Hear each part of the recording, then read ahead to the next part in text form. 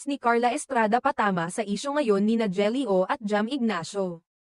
Nagiging usap-usapan sa social media ang mga pinost na TikTok videos ni Carla Estrada, isang TV host at aktres, na tila may kaugnayan sa kontrobersyal na insidente ng umano'y pambubugbog na kinasangkutan ng DJ at social media personality na si Jelly O, at ng kanyang fiancé na si Jam Ignacio, na ex-boyfriend naman ni Jelly. Maraming netizens ang nag-aabang sa magiging reaksyon ni Carla hinggil sa nangyaring insidente.